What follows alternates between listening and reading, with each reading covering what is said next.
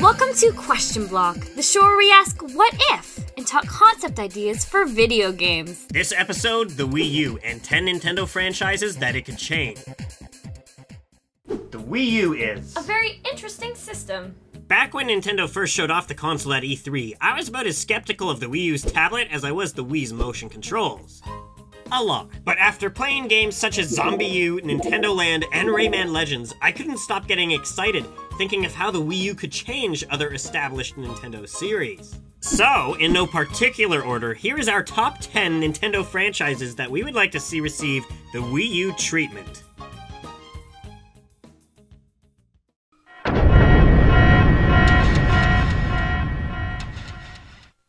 In the last year or so, Wii U has seen a bunch of awesome games that have come out, with even more queued up down the Nintendo pipeline. Donkey Kong Tropical Freeze, Mario Kart 8, Bayonetta 2, Hyrule Warriors, Yarn Yoshi, X, Shin Megami Tensei X Fire Emblem, Splatoon, Mario Maker, Captain Toad Treasure Tracker, and the next Super Smash Bros. But the first game franchise that comes to mind when thinking of new games Nintendo needs on the Wii U is The Legend of Zelda. This year at E3, Nintendo finally gave fans a glimpse of the new Zelda title in production. While it may not quite look like the Legend of Zelda tech demo showed off before, it looked gorgeous. Running in real time off the game's engine, everything in beautiful HD. The trees, the grass, the destruction, and Link. Or was it Link? There's been a lot of controversy online after this trailer was shown, debating if Link may actually be a female this time around. The face, the eyebrows, that hair, thinner waistline, cute eyes. You know, tomboyish kind of way, she's actually pretty cute. Actually, Aonuma already followed up with a statement online. That's Link, and he's a boy. Oh. Well, he's a very pretty boy. That may be true, but graphics are only the tip of the iceberg when it comes to Zelda. Zelda has one of the biggest potentials to innovate a new gameplay experience.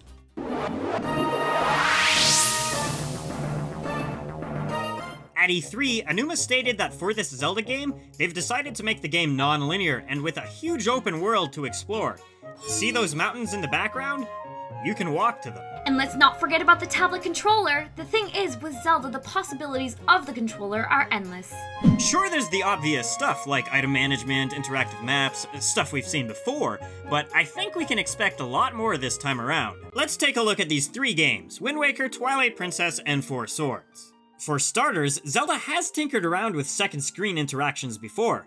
In Wind Waker on the GameCube, you could use the Tingle Tuner to call up everyone's favorite little ferryman to bomb up the place, find secret items, and steal your money. Wind Waker also experimented around with puzzles that required more than one character.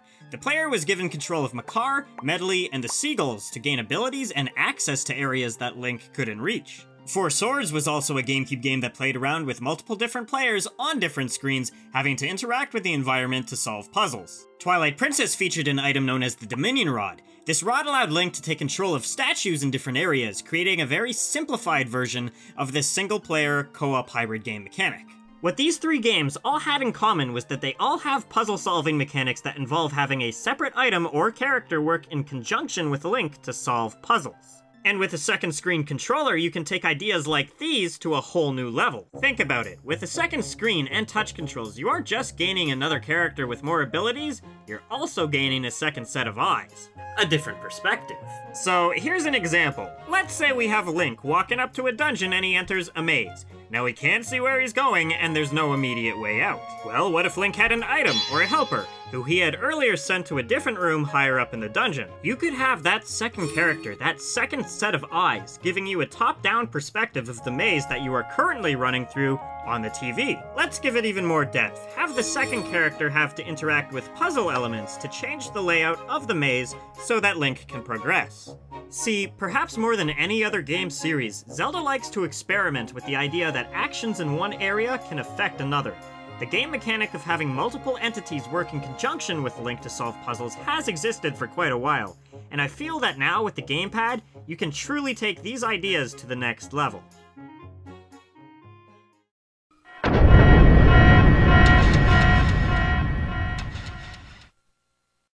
Meet Battalion Wars, a lesser-known real-time strategy game. Originally released on the Nintendo GameCube, it was a new interpretation of the Advanced Wars series from the Game Boy Advance. That said, it played completely different. Instead of a turn-based battle system, everything happened in real time. Many units would be controlled at once, each one having different uses and effective at countering other units, kind of like a much more contained StarCraft. The in-game camera could be manipulated to let you see from high in the sky or up close and personal, giving you a good look at the game's many interesting and well-designed maps. A sequel was made on the Nintendo Wii, and the unique controls actually added a lot of depth to the game. You can now target units with the Wii remote and point to them to send them off to different objectives. It was a pretty solid game for a console RTS.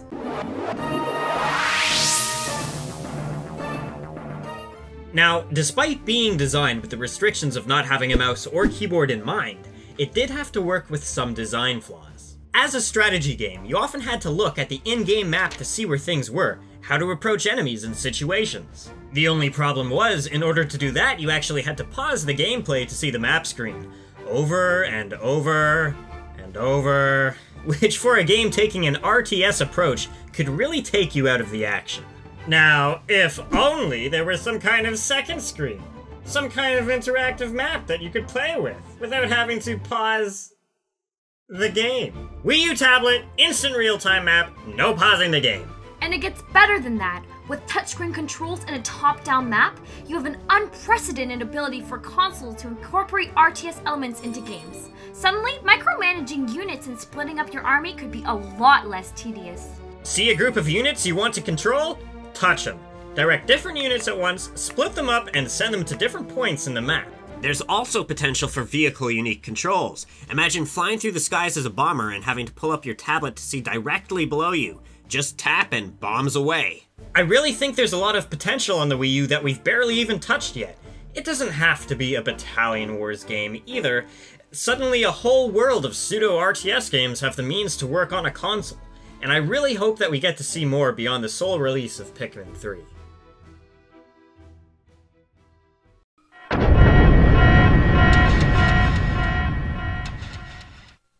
Once upon a time, a generation of gamers grabbed their Nintendo Power magazines and came across this: Super Mario RPG.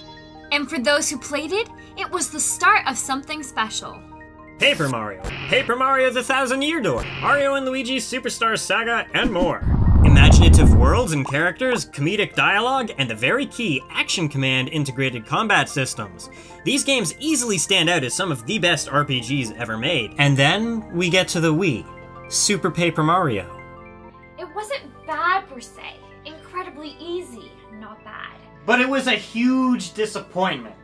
After the Thousand Year Door had come out on the Nintendo GameCube and completely blew everyone away, fans wanted more of that. Super Paper Mario was good, but it wasn't the Paper Mario that fans wanted. Yeah, and Sticker Star was a game that no one wanted. Hey, if Paper Mario does come back as an RPG, it could draw inspiration from a variety of other games.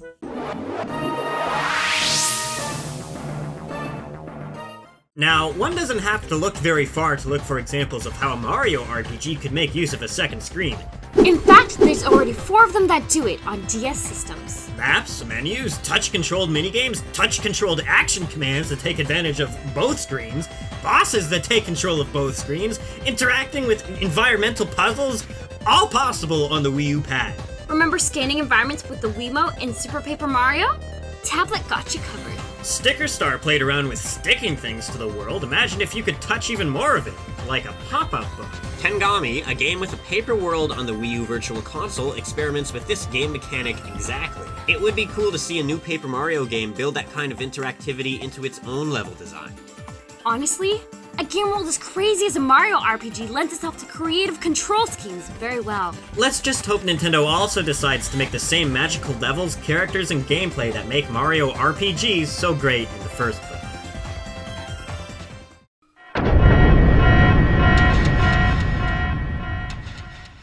Hey Djali, do you think Nintendo was gonna forget about Mario Party on the new console?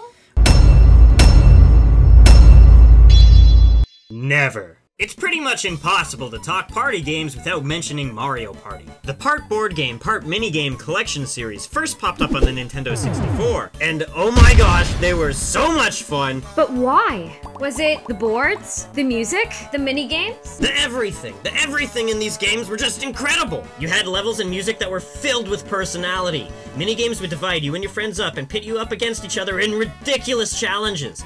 The chaos, the hatred, broken friendships. So much childlike innocence and fun! Once upon a time, before the dawn of Nintendo Land, Mario Party had a grasp on asymmetric gameplay, unlike anyone else. Many minigames revolved around players working together in different ways, or having one player face off against others while controlling differently. And just looking at how Nintendo Land expanded on these ideas, there's more potential now than ever to create a ton of new minigames to play.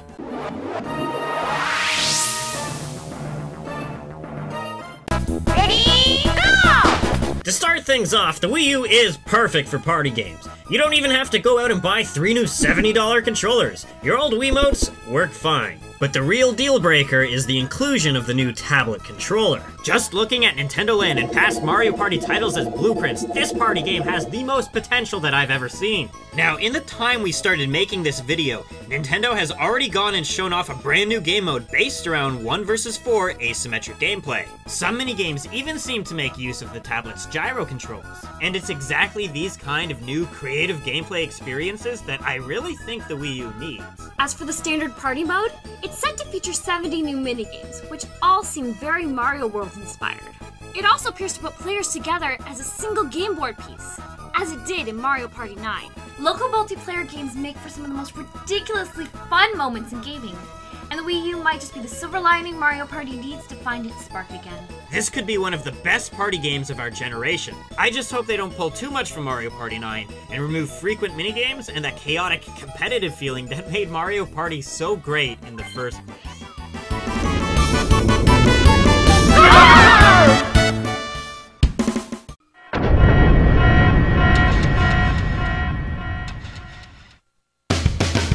FZero. The Superfly sci-fi speed racing series got its start on the SNES and managed to spawn quite the impressive handful of sequels, one of them being the particularly noteworthy GameCube installment FZero GX, developed by Amusement Vision. The legendary minds behind Super Monkey Ball drove FZero to new heights. They designed crazy new levels, along with some of the most hardcore, in-depth game mechanics in all of racing games, and to this day, players are still managing to break its records. Unfortunately, their success was short-lived and Sega soon dissolved the studio.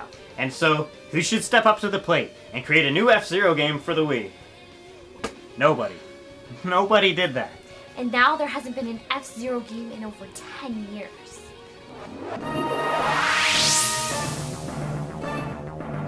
Good news, Miyamoto, because I think you can do more with FZero now than ever before. First off, the Wii U is Nintendo's first HD console, and after seeing the FZero course in Mario Kart 8, just imagine what it could look like. I mean, it looks incredible! Just looking at the graphics of the game and how old the cars look in the F-Zero, it's like... But what can really make a difference is the gameplay experience.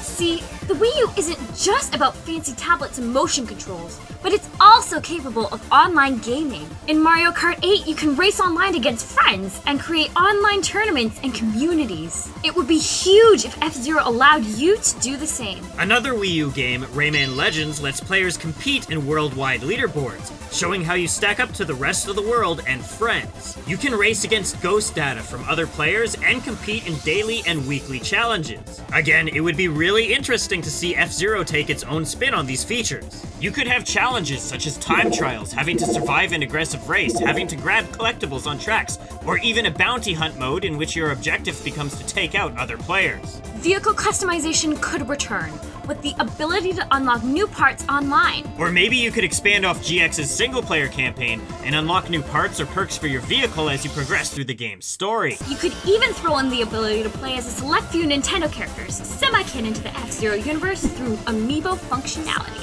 When you consider all of this, and the possibilities for all the crazy new courses that could be made, FZero for the Wii U has potential to go far beyond what it ever has before, and what other traditional racing games offer. FZero certainly could benefit from the Wii U, as could the fans. It Feels like they've been waiting forever. Hey, hate to pull the brakes on the fun, but this episode was too big to fit all in one part. We still have 5 more Nintendo game concepts to talk about, so stay tuned for part 2 of this episode. In the meantime, you should go check out Longarmsshow newest video on speedrunning, which I totally make a sweet appearance in. Let us know in the comments below which Nintendo series you'd like to see be given the Wii U treatment. If you'd like to stay updated, you can subscribe to the channel or follow me on Twitter. So, Wii U cooking mama could happen, right? Get out. Just wanted to give special thanks to some of my friends who helped me grab footage for this episode. I've been working on this one for way too long, and it really would not have been possible without them. PerrydactylShow, NFreak, Longarmsshow, HappyMaskGamer, Connor Clang, Nase Pybus, and Miku. I'll put a link to each of their channels in the description below. They're all pretty cool, so I hope that you can go check them out. And I'll check you out next time.